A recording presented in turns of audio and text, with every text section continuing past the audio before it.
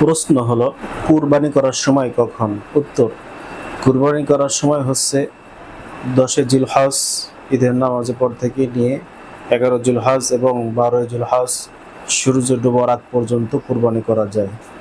এবং কুরবানির দিনের ন্যায় রাত্রে করা যায় যদি পর্যাপ্ত পরিমাণ আলোর ব্যবস্থা থাকে, অন্যথায় রাত্রে করা এটা মাকরুহ হবে। ফতোয়া শামিতে এসেছে। প্রশ্ন, ঈদের নামাজ আগে যদি কেউ কুরবানি করে তাহলে তার বিধান কি? ঈদের নামাজের আগে যদি কেউ কুরবানি করে তাহলে তার কুরবানি বৈধ হবে না। প্রশ্ন হলো, একই শহরে বিভিন্ন জায়গায় বিভিন্ন সময় ঈদের নামাজ যদি সংগঠিত হয় তাহলে সেক্ষেত্রে কুরবানির বিধান কি? উত্তর, একই শহরে বিভিন্ন ঈদগাহে যদি বিভিন্ন সময় ঈদের নামাজ অনুষ্ঠিত হয় তাহলে সর্বপ্রথম যে ঈদের নামাজটা অনুষ্ঠিত হবে তারপর থেকেই কুরবানি করা বৈধ হবে। কুরবানি দাতা এবং কুরবানির পশু যদি ভিন্ন স্থানে থাকে তাহলে তার বিধান কি? উত্তর, কুরবানি দাতা যেখানে থাকুক, কুরবানির পশুটা যেখানে থাকবে সেই স্থানে ধর্তব্য হবে। সেই স্থানে যখন কুরবানি দেওয়ার সময় আসবে তখনই সে দিতে পারবে। প্রশ্ন, সময় মতো কুরবানি না করলে তাহলে সে পশুর বিধান কি? উত্তর, সময় মতো কেউ যদি কুরবানি করতে না পারে, সময় চলে যায়, তাহলে সেক্ষেত্রে ওই পশুটাই সৎকা করে দিতে হবে। আর যদি জবাই করে ফেলে তাহলে পুরা পশুর গোস্তটাই এটা সৎকা করে দিতে হবে। সেই পশুর গোস্ত থেকে সে আর খেতে পারবে না। আর যদি জবাই করার পর দেখা যায় যে যে দামে কিনা হয়েছিল সে দামের চেয়েও গোস্ত যদি হিসাব করা হয় তাহলে তার দাম আর কমে যায়, সেই পরিমাণ তার আরো টাকা ভরে এরপরে সৎকা করতে হবে। কুরবানি কয় প্রকার ও কি কি? উত্তর, কুরবানি হচ্ছে 4 প্রকার: নফল, ওয়াজিব, মান্নত আর ওসিয়ত। তো কোন প্রকার কুরবানির কি বিধান?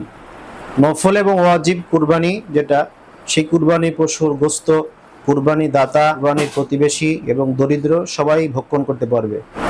মান্নত এবং ওসিয়তের যে কুরবানি পশুর গোস্ত, সেই পশুর গোস্ত কুরবানি দাতা এবং বড়লোক প্রতিবেশী যারা আছে তারা কেউ খেতে পারবে না, বরং পুরোটাই গরিবদের মাঝে সৎকার করে দিতে হবে।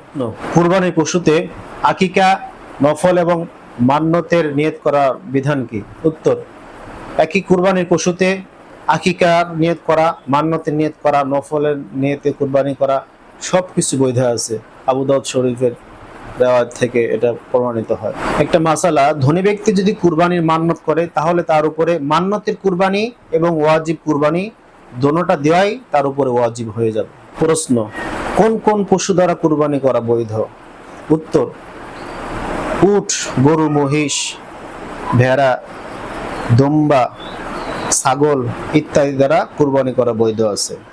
এইসব গৃহপালিত হতে হবে। এজন্য বন্য যে প্রাণীগুলো আছে এই বন্য প্রাণী দ্বারা কুরবানি করা জায়েজ নয়।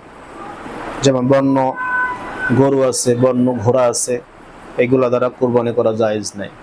প্রশ্ন, কোন পশুর বয়স কত হতে হবে? উত্তর, উটের বয়স 5 বছর হতে হবে, গরু ও মহিষের বয়স 2 বছর হতে হবে, ছাগল, ভেড়া, দুম্বার 1 বছর হতে হবে।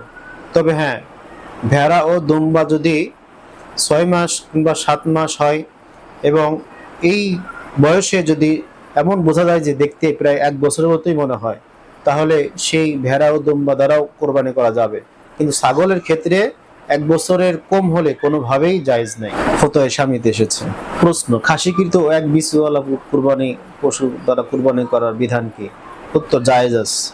প্রশ্ন, গাভীন জানোয়ারের কুরবানি বিধান কি? উত্তর, গাভীন জানোয়ার যে জানোয়ার গাভীন সে জানোয়ার কুরবানি করা জায়েজ আছে। সেক্ষেত্রে জানোয়ার কুরবানি পরে যদি বাচ্চা জীবিত বের হয় তাহলে সে বাচ্চাকেও সাথে সাথে কুরবানি দিয়ে দিতে হবে। আর যদি জানোয়ার প্রসবের সময় আসন্ন হয়ে যায় সেক্ষেত্রে ওই জানোয়ার দ্বারা কুরবানি না করাই উত্তম।